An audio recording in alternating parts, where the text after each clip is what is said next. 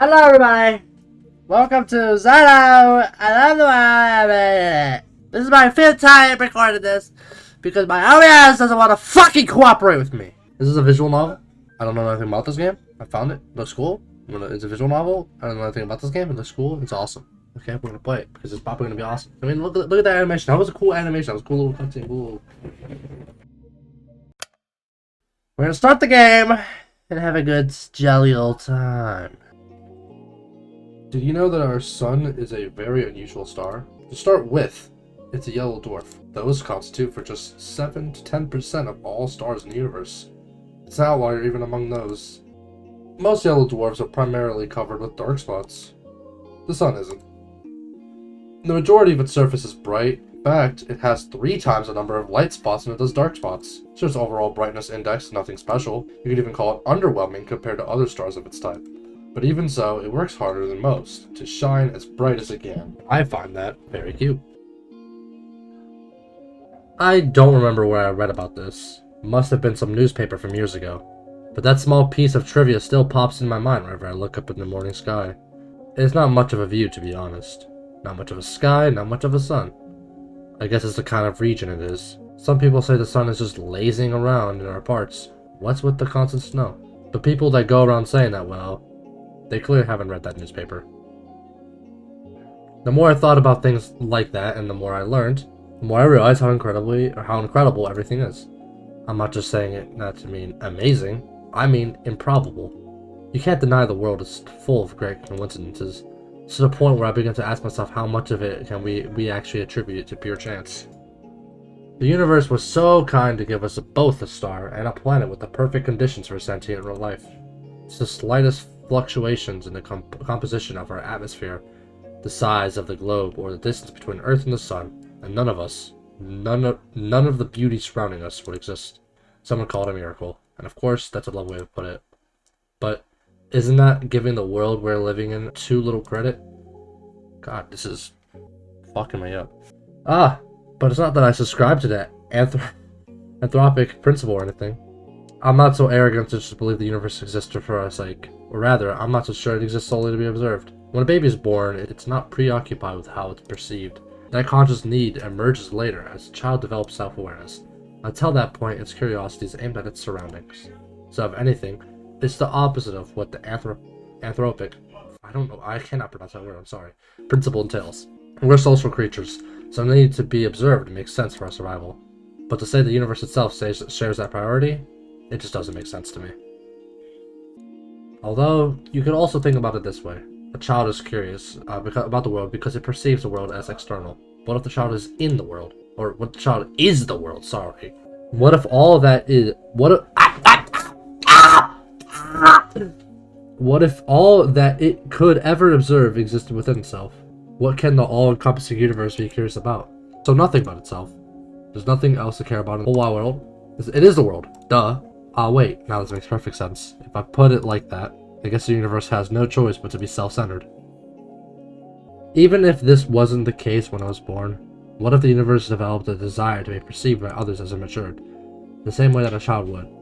And what do we do when we want others to perceive us a certain way? We try to mold ourselves accordingly. I think I get it now. The universe gradually felt a desire to be seen. It wanted to be admired, loved, and observed.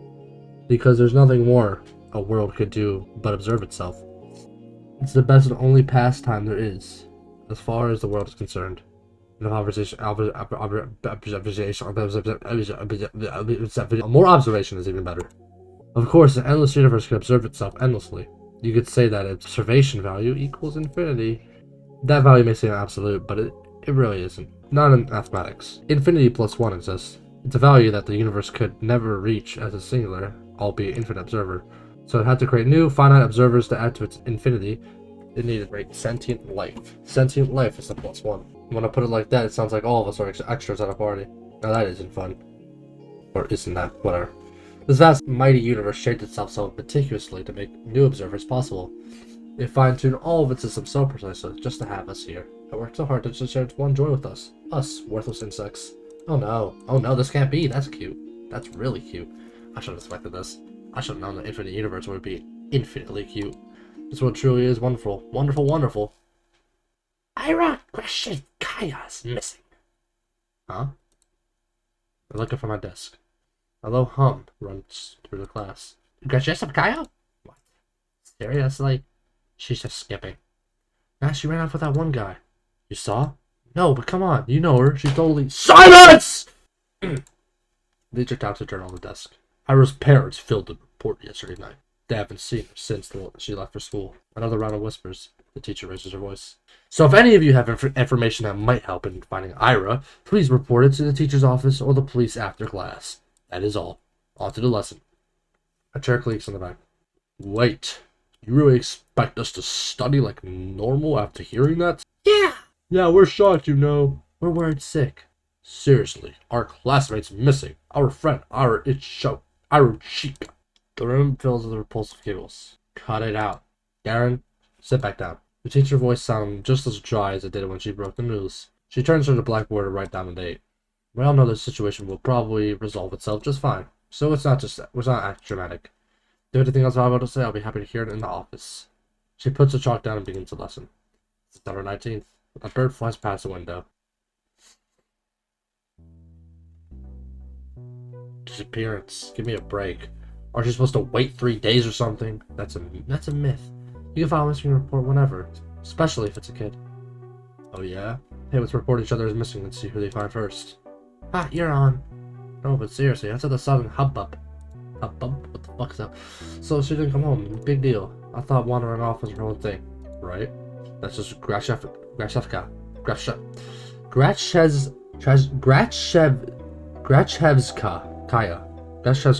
Fucking Christ. Grachevskaya. For ya. But her parents just want some attention. But they need more than that. I mean, I've heard with some weird cases. Yeah, never say never. Crazy's genetic. Think she's in some crack house now? Ah, no way. Do we even have any? I wish. At least it would be something fun to do. Honestly. Hey! But she's like for sure with the guy, right? The guy? You don't know? Bunch of people have seen them together. Some older dude, he's like 30 or something. Ew, are you serious? Yeah, that's so trashy. So I walk behind my classmates as we head to the next lesson. Irritating. The conversation's taking me off, I'm not sure why. It's not as they aren't making sense. It's not unusual for Ira to wander off somewhere around. I'm not treating this news with any real gravity. Really, I'm not better than them. There's a trace of worry in my head, but it's directed towards Ira. Instead, when I first heard about her disappearance, the thought that flashed in my mind was rather ugly. And nobody will come to save me. Gross. But regardless of what people are saying, regardless of what I personally think, that's still a missing person. Her poor parents must be so worried. Just picturing it makes me feel glum. I'm not surprised Ira would just run off somewhere without telling anybody, but still. It's not like we've ever been friends. It would be stranger if I acted all torn up about her, right? She's just that kind of person. Always getting herself in trouble. Always taking out the places she's not supposed to be at. That's right. This wouldn't be the first time Ira left for God knows where. But is it really true? The stuff they said about that older man? I've never even seen or heard anything like that. Even though this whole time. I suppose it's possible. Knowing how some girls are. Even so, I never had the thought that Ira would be the type that would be love-struck like that. Love-struck, huh? When I put it that way, then it's almost definitely cute. God damn it, you motherfucker. Ira in love. Forbidden in love too. Wow, never would have guessed.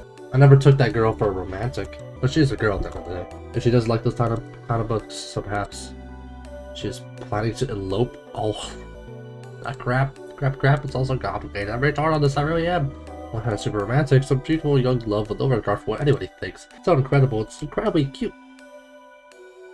On the other hand, I'm really sad. Selfish and dumb, but if Ira's really gone, it's like I got nothing to hope for anymore.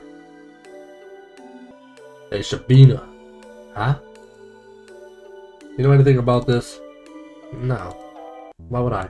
Well, you two were pretty close, right? Oh, Grip chuckles. We weren't. No? No, not at all. Really? Really? I thought you two were dykes. What? Y'all erupted in laughter. We weren't. We didn't even talk. Bottle, you dumbass. Grachevskaya screwed the older guy. She ain't like that. I don't know. Some chicks swing both ways. You never know these days. I don't. It's. Look at her face. Yeah, Shubina, we're just kidding. Why are you getting so scared anyway? You really a lesbo or something? I'm not. They just keep laughing. What can I say to that? I don't know what I did, they just keep laughing. If I came through that door right now and heard what they were saying, then all hell would break loose. I mean, she only disappeared a day ago. She's probably just coming late today. She doesn't even know there's a missing report. Maybe she has already left her lover's place. Maybe she's trudging through our snowy schoolyard as we speak. No, she's already inside. She already left her wet puffy jacket in the cloakroom. Now she's going down to the corridor, up the stairs, to the left. That's right, she's coming. She's gonna storm in any minute now. Right, that's it. I hear her. I can hear the footsteps. She's coming! Ira's coming! What's with that face? You look like you're holding a shit. Yeah, she's totally lesbo. I'm not. I'll never talk to her. I told you. Steps walk past the classroom. Now the closer, doesn't sound like her at all. Never sounded like her in the first place. Maybe not with her, but like in general. You don't have a boyfriend, right, Shubina? Why's that? Huh? I don't know. Dude, look at her. Be real. Come on, don't say that. What, you want to be her boyfriend? Hey, Shubina, want to go out with Igor? Oi! What? Come on, he's a great guy. Right, Igor? You treat her right. Piss off, man. I'm not doing this. Yeah. I bite my tongue. Sorry. Whenever I see that word, I just get like, it's the tisk word. Here we go again. Bad habit. It's not like how it works anyway, so why do I keep doing it? I plop down on my desk and start monsterly flipping through a textbook. I need to stop indulging fantasies like that. This makes me feel stupid every time. If Ira came through our door and beat him up right then and there, would it really help my case? They'd probably keep saying those same things behind her back. And to my face, I guess it would really be for the worst. Yeah, I should have wished for that. If Ira saw that, it would have just added fuel to the fire, so it's a good thing that she didn't reappear. It's a good thing, it's a really great thing. I guess these guys don't bother me the rest of the day.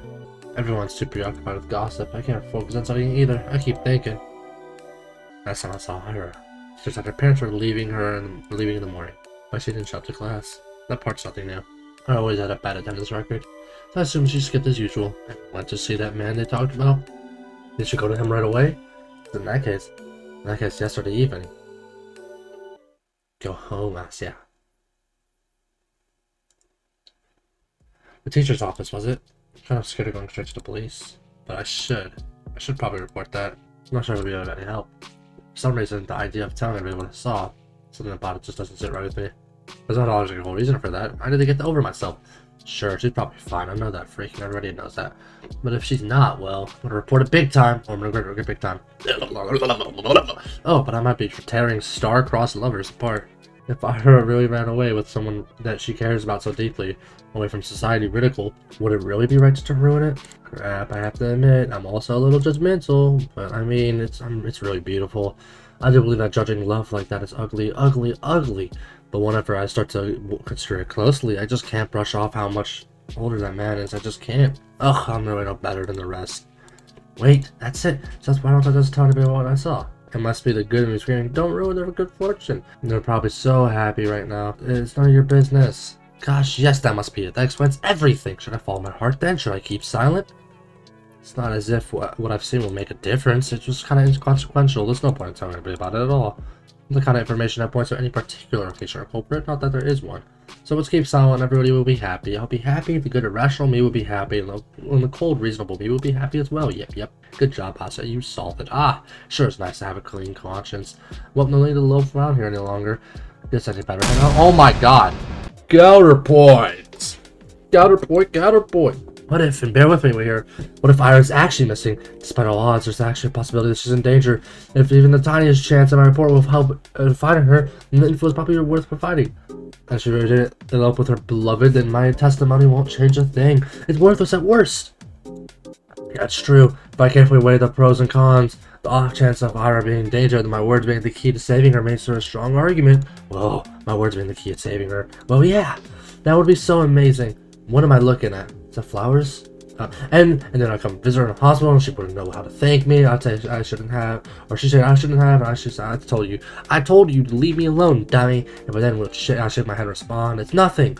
I'm just doing what I was supposed to. No, I gotta come up with something cooler. I need to think about that. Wait, why is she in the hospital? Do I hope Ira ends up at the hospital? Jeez, of course not. I don't need my freaking testimony to save her. I hope my testimony is useless because she's already home. Or is calling home, telling her parents how happy she is with the love of her life. That's what I hope for. Ugh, I just keep having stupid thoughts today. I guess I know what I should do now. I made my decision. I'm going to the teacher's office. Where was it again? I doubt they would expect anybody to come. I'll probably look all kind of silly. Wouldn't be the first time. Well, who cares? Walking, down the staircase, down the right, down the hall. There it is, the teacher's office. Oh, this is in Russian. I should have figured that from the name. A girl. There's a girl standing there, right by the door. I think I've seen her before. Is she an upperclassman? Our town is really tiny, and so is our school. If I was a better person, I'd know her name. Okay, so I think our main character, Asya, she's giving me a lot of vibes that I was getting from the main character from Milk Outside of a Bag. Like, her mind is just all over the place. Her mind's rapid, bro. Maybe some sort of ADHD. What I can say that she's fucking cuckoo. Anyways, she turns to look at me. I'm not sure what she's expecting, so I nod a little. Is there a queue? A queue? To the office. Oh, no. I'm just waiting for someone. Oh, okay. Hey, what? You're Asya, right? Yes. How do you know? That's kind of a loaded question. How do we know anything? I mean, it's not like we have lots of faces to remember here. You know me too, right? I'm sorry. Really? Ugh. That's what I was talking about. It's not that I don't care to remember everybody's names. I just don't know where other people get them from. They say that in tiny cities like this, everyone knows each other. But that's just not true. We don't know about people outside our immediate circle through gossip and common friends. But I haven't made any new ones since the day Tosia left. And gossip. Sure, sometimes I overhear my classmates chatting about this and that, but I don't like listening to them. I don't like their voices. I don't try to pay too much attention to them. Wait. I put it like that. It kind of doesn't sound like my fault. The point is when people regurgitate that idea of everyone knows everybody, the word everyone doesn't include me. The name's Marina. Oh, nice to meet you. Nice to meet you too. You have something to share about Grachevskaya? Well, how do you know? What do you mean how? We had an announcement, same as you. They told us to report to teachers and all. Ah, yeah, I see. For some reason I thought they only broke the news to us, Ira's classmates. But it makes sense to just at least give the upperclassmen a heads up in case they happen to know her. Which means... You stole something about Ira? Yep. Ah, that's great. So you texted about the teachers already. Wait a minute. Guys, I'm scared. What is this game? What am I getting myself into? On the Steam description for this game, all these characters are in 8th grade, and she is in 9th grade.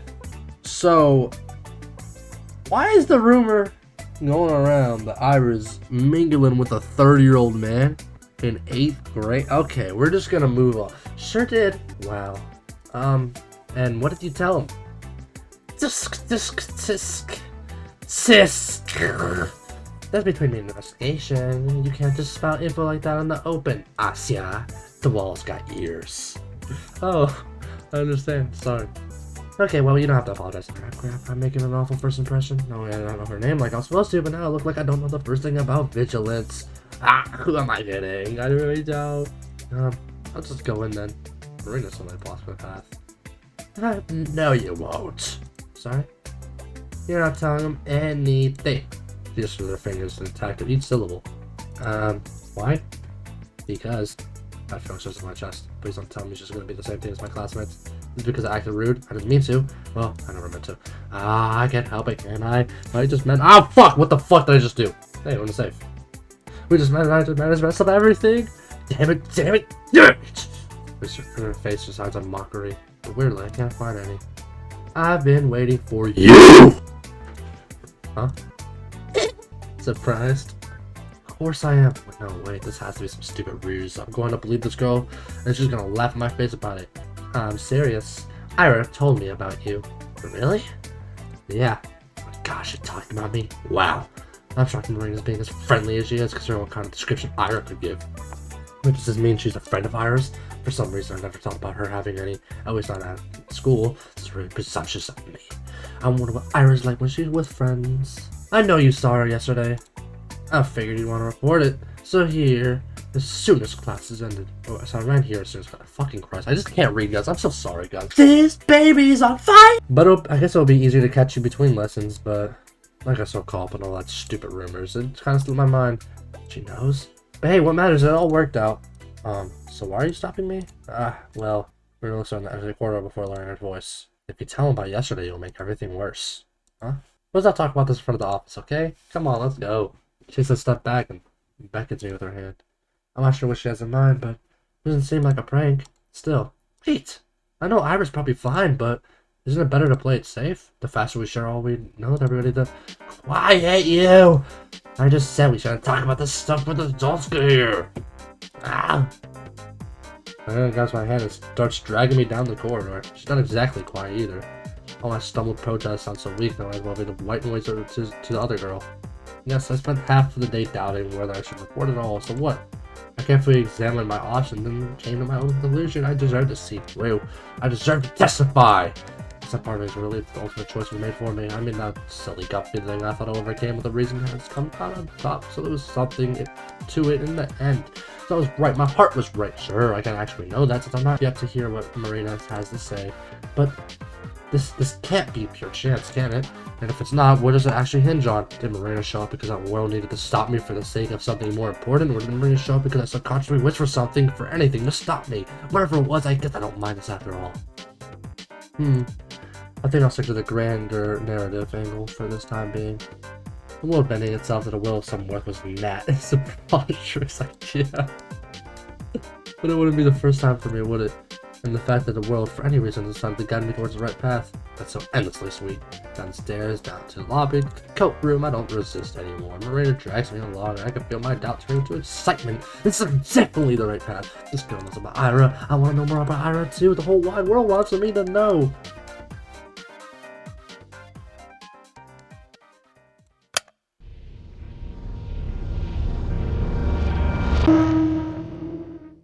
Oh, cool. I like that. Oh, this is creepy now. I don't like this no more. Hey guys, thanks for watching. I'm done with this video. No, I'm just kidding. What the hell is your problem? Everyone is looking from Ira to Garen to the chair that just crashed to the floor next to the boy, barely missing him. Ah. Huh? Grachevskaya! The fuck? Is she insane? Come, teacher!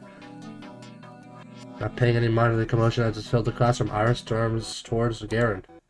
Their faces contorted with rage. Before he could react, she rips a notepad from his hand and slams it on my desk. I instantly grab onto it. Read that again and I'll kick your teeth in! Huh? Are you nuts? Ira doesn't respond. For a second, she just glares at him, then turns around and stomps back to her desk. The classmates who were caught up in a laughing fit just moments ago are now watching in silent bewilderment. They scoot out of her way as she retrieves her bag, head towards the door. Crazy bitch. She ignores them. Ah, Grachevskaya, where are you going? Damn. Hey! Our forcefully pushes past the teacher. You! Grachevskaya! What? What do you think you're doing? Your parents will hear about this! Her threat falls on deaf ears. Everyone knew Grachevskaya. She's always been like that, I think. No, not throwing chairs around. I had no regard for the rules that everybody's supposed to follow. They call someone like her a problem child. Her parents got a lot of flack for it. It's only normal in a town like ours. Not just because it's small size, but it's also because it's, let's say, exclusivity. Vorkuta-5 prides itself in virtually non-existent crime rate. That's a natural consequence of nobody being allowed to enter or exit without a permit. You're lucky to be here, to have a salary higher than the national average, to have access to goods people in the neighboring towns can't even dream of. If you get afforded such a privilege. Last time I checked, our population hasn't even hit 6,000. So when someone like Ira appears in this tiny society radar, she's not seen as a delinquent. She's a puzzling stain in the community that's meant to be spotless, like a weed that's sprouted in a painstakingly maintained flower garden. And of course, it's not as if she appeared out of thin air, and it's all in the family, they say. They blame falls on the people responsible, that is, on Ira's parents. And questions begin to arise. Why is Grachevskaya's daughter behaving like this? Is there trouble at home? Do they believe this is acceptable? Do they not teach her discipline? Do they not understand how fortunate they are? They've been granted so much yet they cannot do the bare minimum in raising their own child. Do they really want to be here? Do we want them to be here? I've heard a lot of talks like that. I've heard more after Ira threw the chair at Garen. I don't get why. Everyone's just having fun, and it's my fault for bringing the notebook anyways. I was hoping to write a little in the library after school was done, but my bag's up and all my contents scattered on the floor. Of course I'd got all curious about it. Of course I wanted to read the silly things I wrote.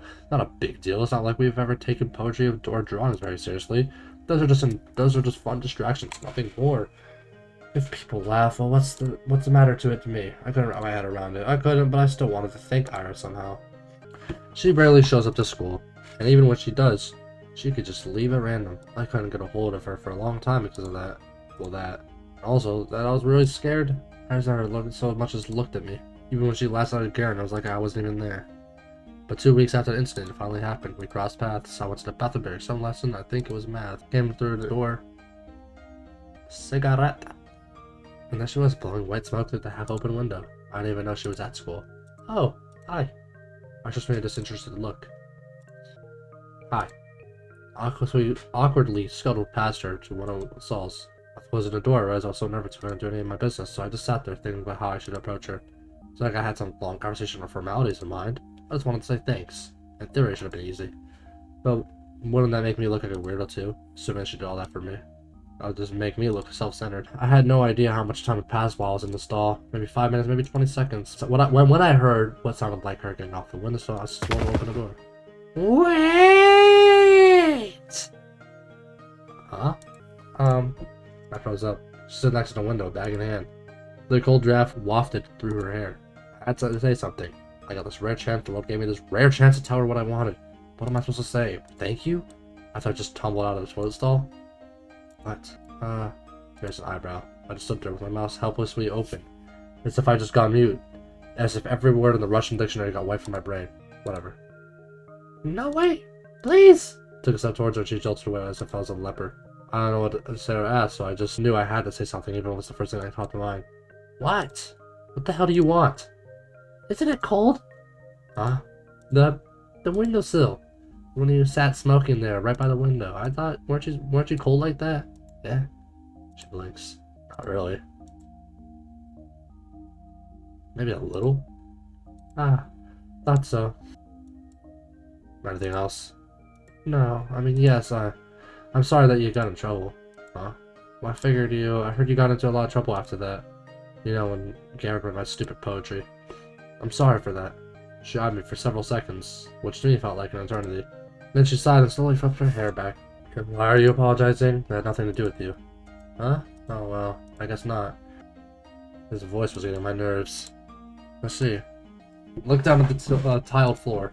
I knew that was the case, of course. It's not like I was hoping Ira jumped in to defend my honor or anything of the sort. I wanted to thank her, regardless of the intent.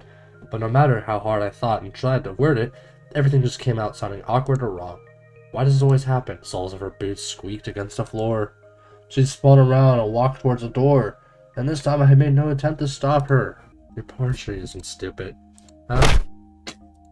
I stood there, dumbfounded. Did she just say that? Did I just hear that right? Your poetry isn't stupid? Does that mean she likes it?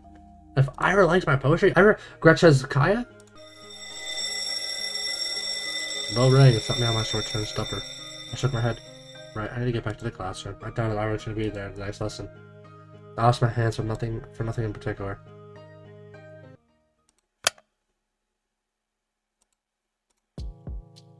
Weeks passed. My life didn't exactly change.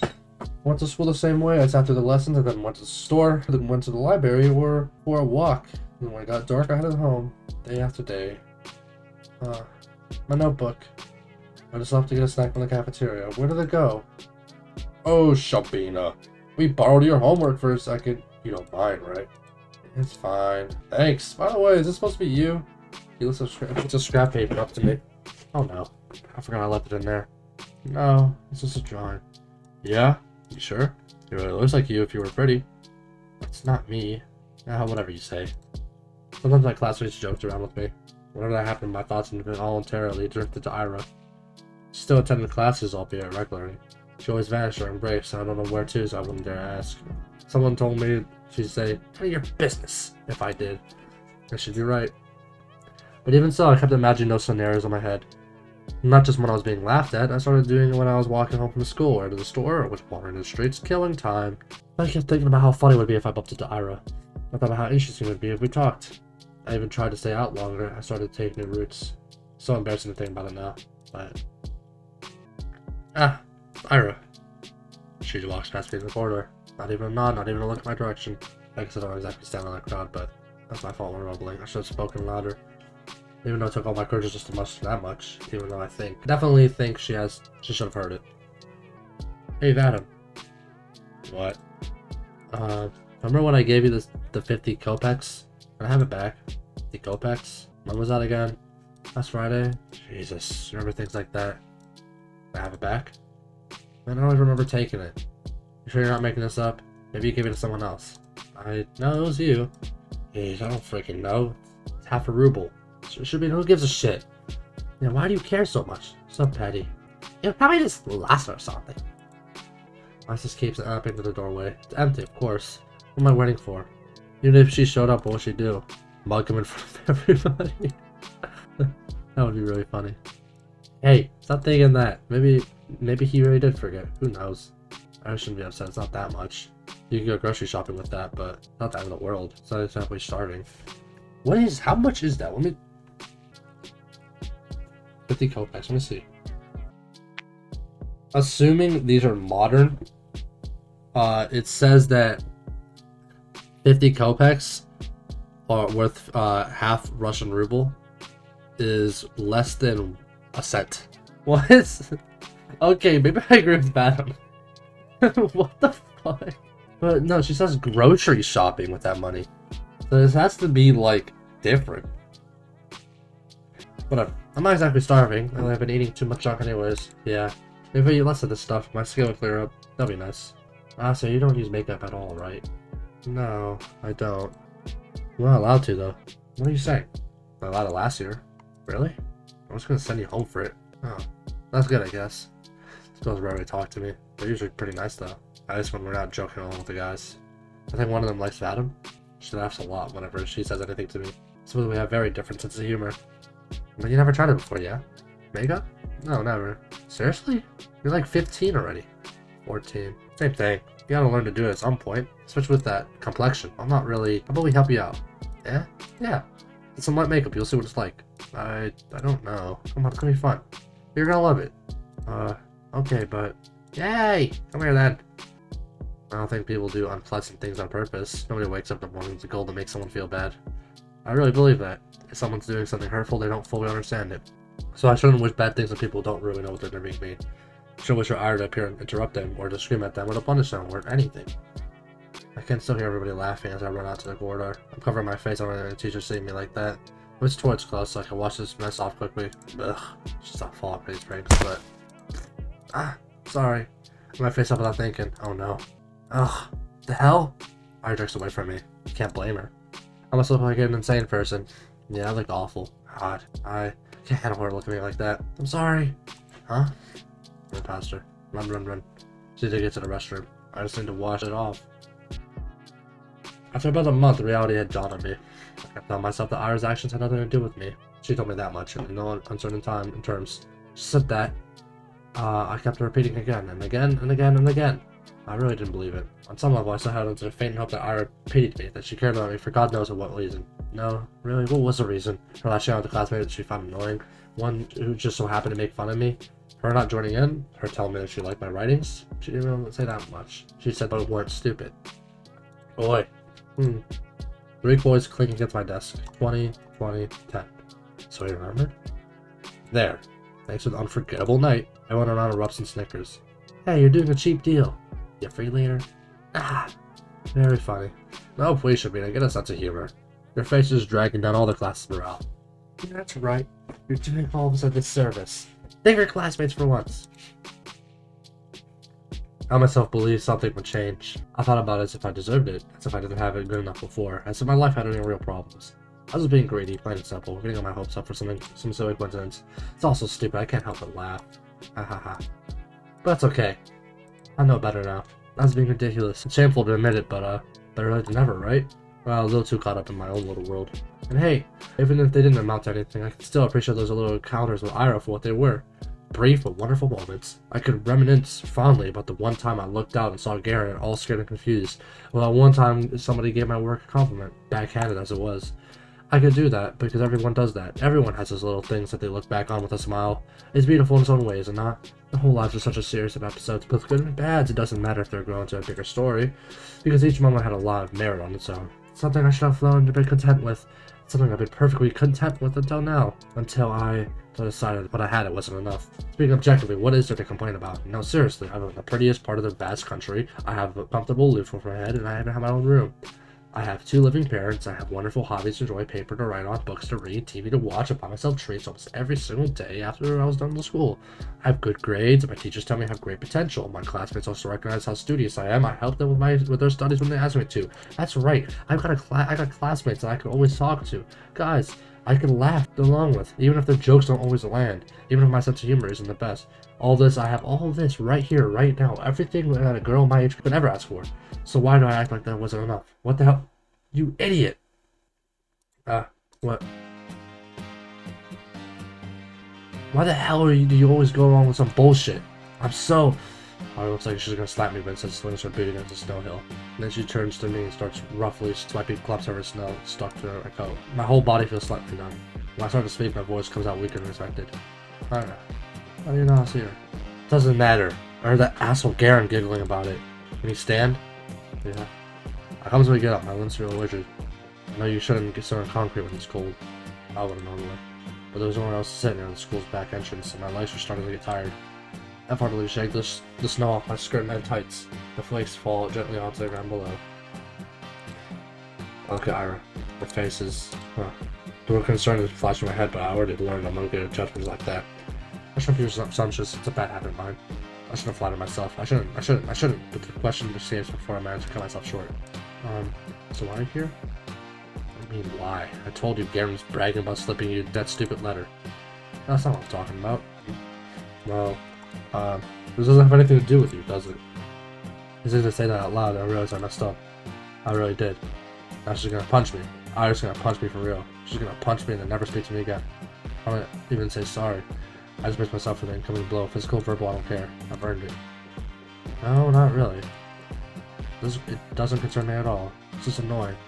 That's so. Yeah. You pissed me off. And you pissed me off too. I don't freaking get you.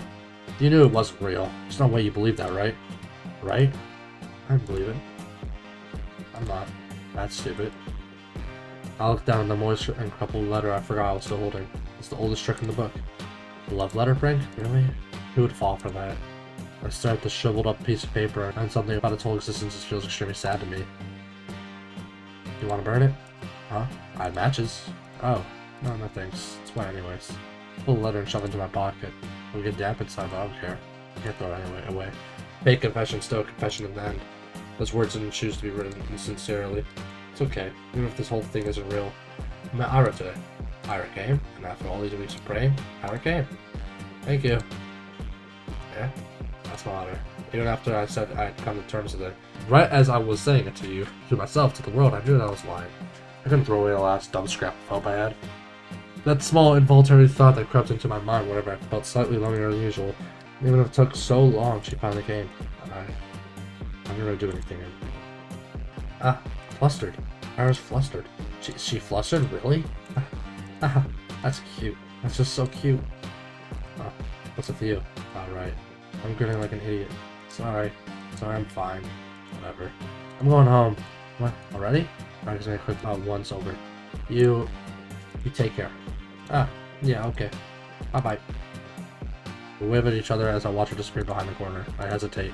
Maybe I shouldn't. I feel like there's still so much I want to say to her. I don't know what or why, but I just know there's a lot. I'm trying to walk a couple steps in the direction of my home. No, change my mind. I run back. Crap, my legs are still getting so stiff. I turn the same corner Ira passed not even a minute ago, and she's already gone. Sigh. The snow here isn't as deep enough to clear footprints. I thought I'd be desperate enough to follow. Why did she always leave in such a rush?